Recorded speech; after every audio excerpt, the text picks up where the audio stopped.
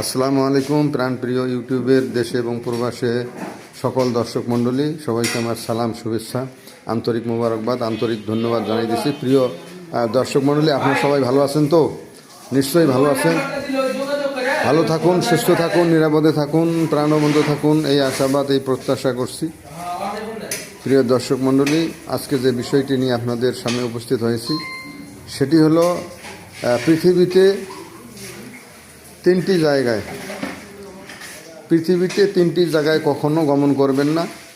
তাহলে আপনি যত ইমানদার হন না কেন, আপনি যত বড় আমলদার হন না কেন, আপনি যত দান, সদকা, জাকাত, হজ সব কিছু করেন না কেন, কিন্তু আপনার কোনো আমল কোনো কাজে আসবে না।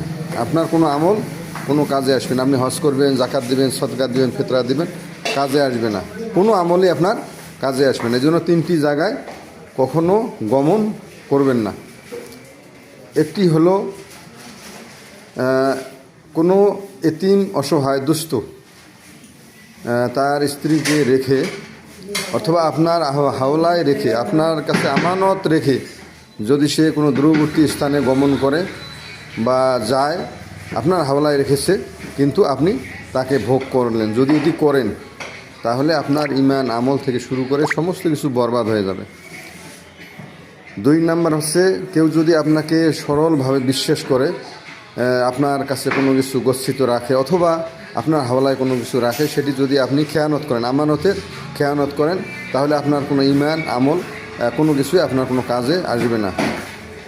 3 নাম্বার হচ্ছে, আপনি ইবাদত বন্দেগী করেন কিন্তু আপনার মধ্যে অহংকার আছে। আপনি ইবাদত বন্দেগী সবই করেন, দান করেন, সদকা করেন, জাকাত দেন, ফিতরা দেন, মানুষকে সাহায্য করেন, হজ করেছেন, জাকাত দিয়েছেন, ইবাদত বন্দেগী সঠিকভাবে করেন, কিন্তু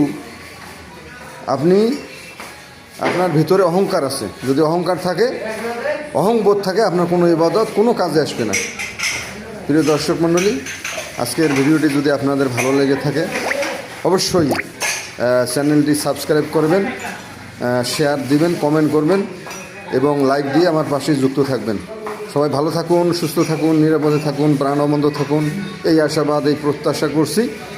সবাইকে আবারও সালাম। দেশি এবং প্রবাসী যারা আছেন আমার সঙ্গেই থাকুন।